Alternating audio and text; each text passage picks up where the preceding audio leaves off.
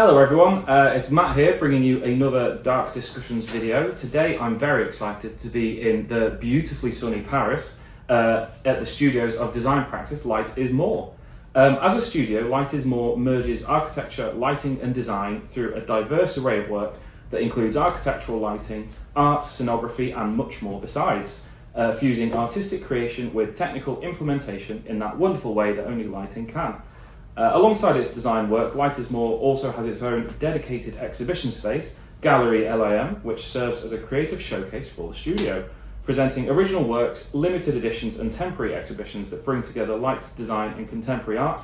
Galerie LiM features several families of creations all conceived by the studio. So today I'm very delighted to be joined by the studio's founder and creative director, Pauline David, who's going to tell us all about the studio's latest exhibition, Matter in Motion, and how each exhibition created by Light is More relates to the work of the studio as a whole. So thank you very much for having us at your beautiful studio. Thank it's great you so to be much. here. So to start with, I mentioned Matter in Motion as an exhibition. Can you tell us a bit about what it is and the inspiration behind it? Yeah, of course. So Matter in Motion is the third exhibition of this year. And so we wanted to try to mimic natural lighting effects with artificial lights. And so the first phase of it, so it's an immersive light and sound exhibition. And so the first effect we created for it is the water, the air, like through the vegetation and the fire. And we wanted to do this phase. The first phase was like a teaser, so it's exactly what you saw. And we are working on the phase 2 now because we want to, as we are spending, most of us are spending 90% of our time inside architecture, we are most of the time disconnected with nature. And so we want to create like a portable lighting system that you can bring with you through your daily event, like to wake up, to go to sleep, to just maybe take a break, to prepare yourself for a meeting or something. And so the goal is to create this. And so thanks to the phase 1 and the survey we asked to the visitor to complete, we are now working on the phase 2, and it will be longer, like between 10 and 20 minutes. And then we hope to develop this type of fixture. Okay, amazing. I mean, that's very cool. I've just sat and experienced it, and the idea of having that as a portable thing you can take with you is very cool. I think I definitely want one of them. So, so this is the latest in a series of exhibitions created by yourselves that each explore light in different ways. So, could you tell us a bit about the previous exhibits and how they're all kind of connected? Yes, of course. So this year we decided to take, like, the theme is light and biophilia. And so the first exhibition was last February, and it was entitled Look Up. So we wanted to invite people to look at the sky. And so we invited an artist called Jan Le, and he's using charcoal, blackstone and graphite. And so he starts with a white paper, then he puts some powder of charcoal to bring some light and contrast. And then with the graphite he's adding all the details, and so it was just 6 different skies he drew. And then he did one more for us, and it was clouds, and so it was like maybe in between, like a cloudy sky, and then you can see the light coming. So it was, first bring people to look up and to take the time to look at the sky and to reconnect with it through drawings. And for us it was just go a step forward the artificial intelligence and to say, okay, with just one white paper and the artistic drawing of someone, you can create a world and you can talk about light. Then the second one was lived environments, and so it was photographies that I took because I really like to film, nature, environment. I'm traveling a lot, so I wanted to expose windows and landscape I visited. And so there was two parts. The first part was I wanted to talk about the skins of our world. So the skins of the landscape. So you had the terrestrial and vegetal one on the left, and on the right it was the atmospheric and celestial one.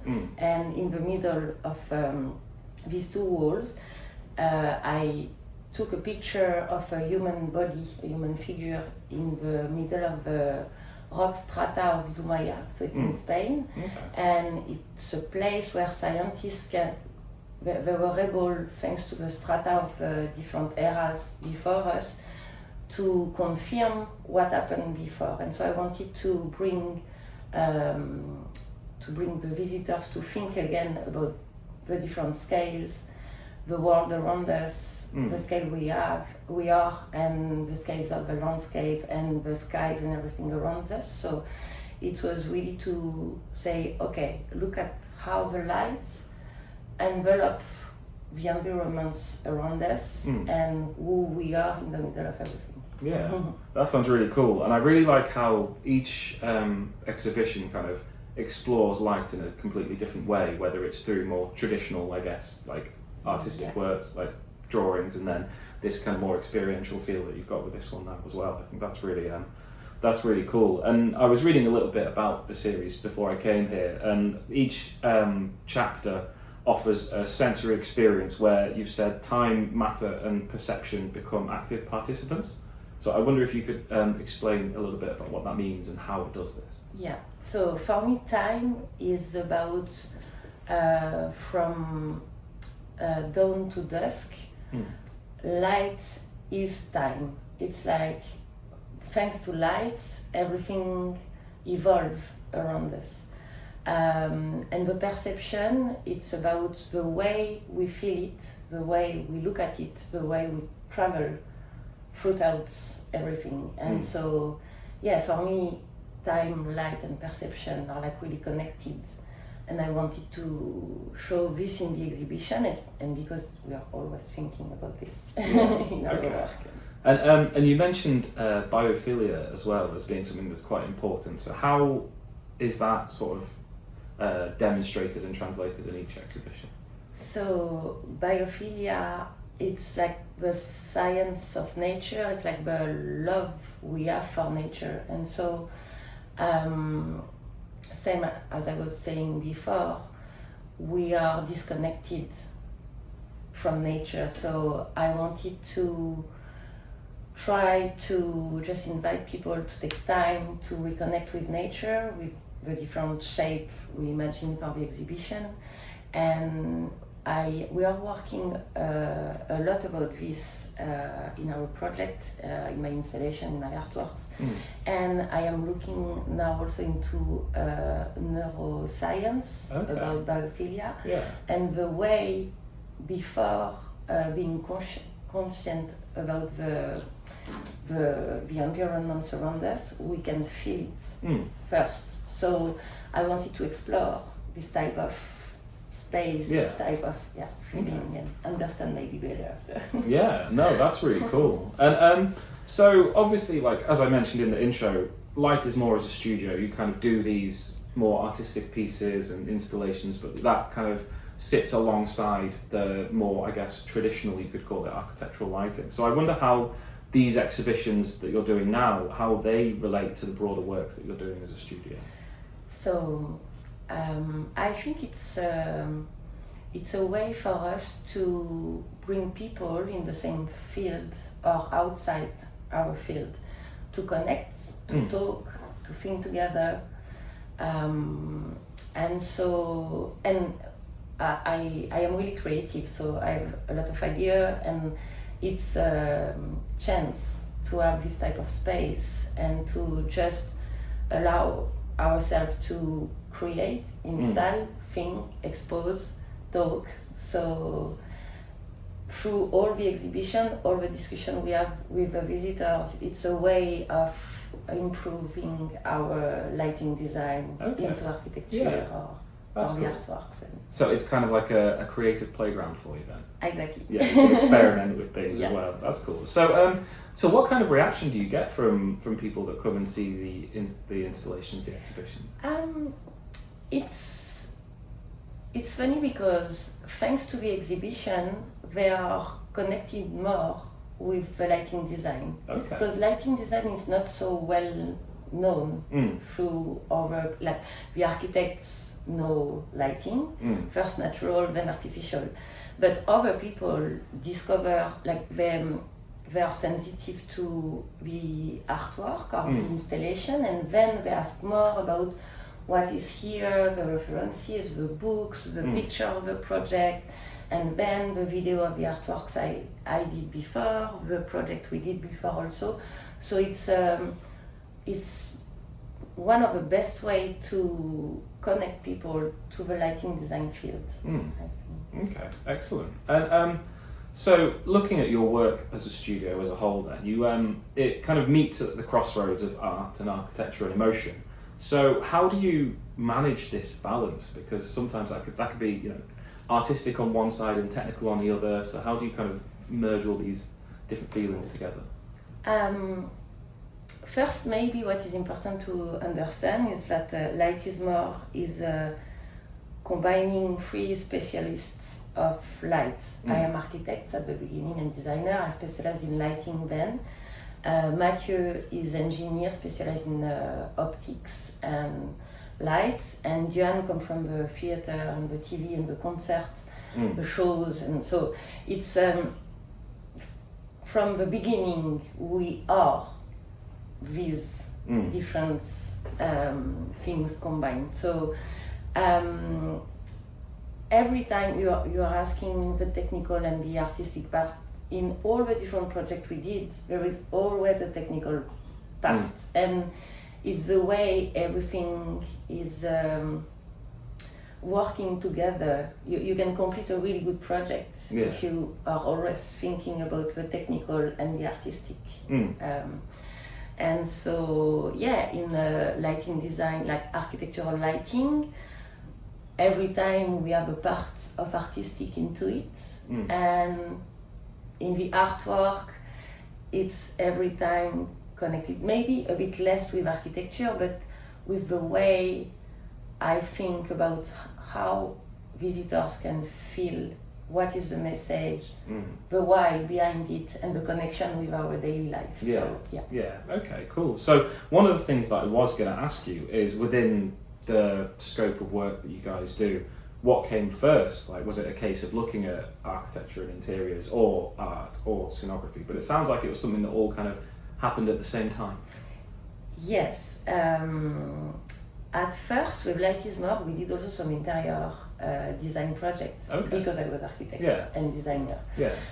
But the first project we did, like, because we began with what we found, like. And so the first project we did was for the first rooftops in Paris. Okay. So it was terraces at the top of a building, cocktail bar, restaurant with Le Perchoir. So it was our first client. Okay. And then we worked in the retail field and the offices, and for some fair, artistic fair. And for some galleries also, and so everything was always connected.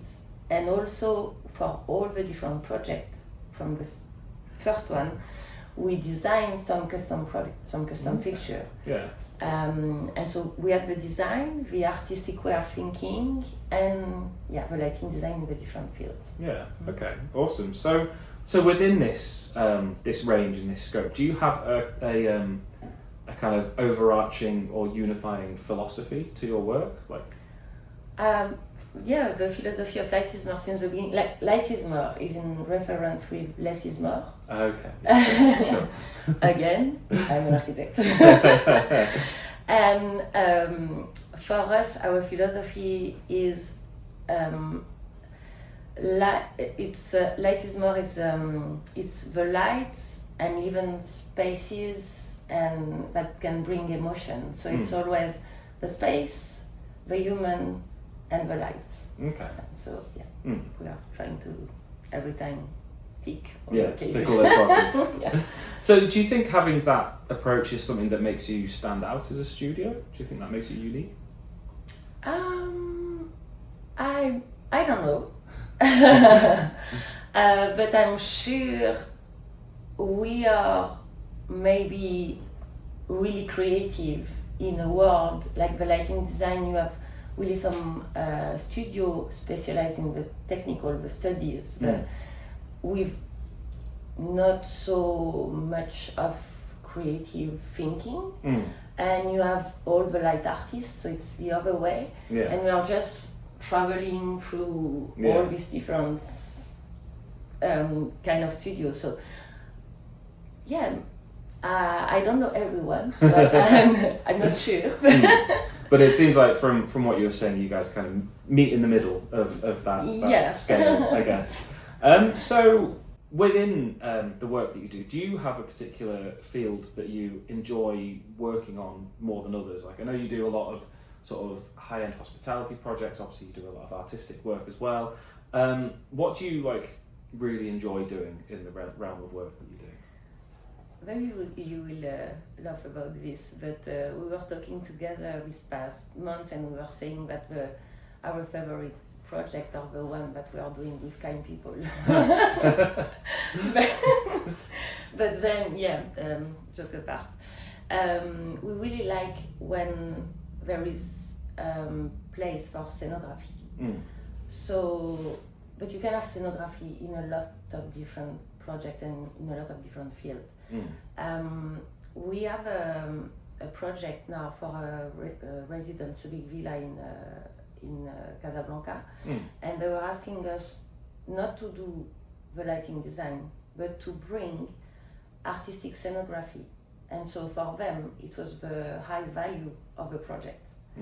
And so I think it's the kind of project we really prefer because from the start they know what we can bring to a project, what is the thing in addition to. I suppose you have that kind of that respect and appreciation right from the start, which is really important. And I suppose to what you were saying, that if you're working with nice people, regardless of the project, it makes it it makes it more enjoyable if you have good people on the team. So going back to the start then, I guess, where did your fascination with light come from? You said that you kind of trained as an architect and did interior design as well, but where did lighting enter? I think I was always passionate about what is surrounding us. And so when I did architecture, I was amazed about the fact by building something, you can work with light, you can create an entrance of light somewhere, and you can just think about how the sun is going all around. And so for me it was something I was really passionate about this. And then I went to New York for an internship, and when I came back I had to have my diploma, like to pass my diploma. And so from New York to Nancy, I was a bit bored about Nancy, so I decided to do a double diploma in the same year, the last year of school. And so in Nancy I had the chance to, there was a diploma about global design specialized in glass, and so it's through this last year that I discovered the artificial light. And for me everything felt like complete, because after the sun goes you have the night, and so when I discovered this it was like, okay, now I am in the good place. Yeah, sure. So to that point then, what is it about lighting as a medium that stands out to you to work with? What makes it so special? It's surprising, and I like surprise. It's like you can bring emotion because you can always be surprised with light. So if you succeed to work correctly with light, to direct it the right way, to play with material, you can create a surprise, a moment, a way of bringing emotion. And so for me I think it's this. It's like here, but not here. It's that intangible quality, isn't it? Here, Yeah. So, alongside the exhibition series that we've talked about, what are you currently working on with Light is More? What can we expect to see from you in the coming months? If you can tell us. Yeah, of course. We are working, like this past month, we decided that at first when we built Light is More, we wanted to develop first the architecture field and then the scenography. We developed well through architecture, then art arrived. Okay. And so we are focusing now on the scenography. And also because we did Phantom, the big nightclub in Paris, we have another nightclub in New York that we are working on. As I was saying, Johan comes from the theater industry, so we really want to work in this field in parallel of the other. We are not stopping anything else, but we want to. I really like to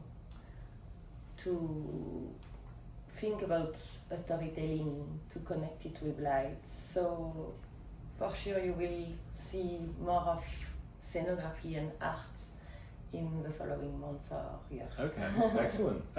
So on a broader level then, looking at the practice of lighting design and the role of a lighting designer within that, how do you see that kind of changing in the future? Do you have any big predictions for where you think the profession will go or where you'd like it to go? Whether that's a case of, projects getting more sort of cinematographic in a way and artistic? It's difficult to answer to this, but I think more and more, like, we are thinking about the light outside, like all the new standards and everything about light directed towards the sky. And I am thinking maybe in the future we will innovate about how enlightening the outdoor with we will maybe come back to an old way of just living outside, don't be afraid about it, but it's connected with so many different fields. But I think more and more will maybe go this way, and on another side maybe we will learn how to live better inside, like how can we have the well-being inside architecture through light, through material, through maybe there is also something to about what we could innovate, like maybe in the programming, in the control system, or to just feel something not just the same with temperature, color, evolution, but the same as the outside, the nature, the surprise, the moment, the cloud that is just coming, I don't know, maybe it could be this both direction. But I think that kind of ties into a lot of things that we've been talking about, whether that's the biophilic aspect or the kind of artistic and emotional aspect as well. So I think that's great. So we'll have to see if that happens, but hopefully it will. Okay, so my final question for you, it's something that we've kind of talked about already, but if you could sum up working with light in one sentence, what would it be? An even space and bring emotion.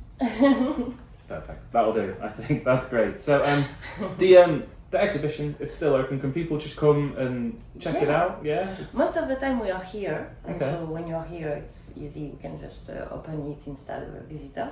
It's always better to just text us on Instagram or send an email just to be sure we are not outside. But yeah, of course. Okay. Awesome. So if you're ever in Paris, make sure you come and check it out because it's very cool. But yeah, that's everything that I wanted to talk with you today, Pauline. So thank you so much for your time. It's been a pleasure to come and chat with you and to check out the new exhibition. It's great. Thank you. Perfect. Thank you.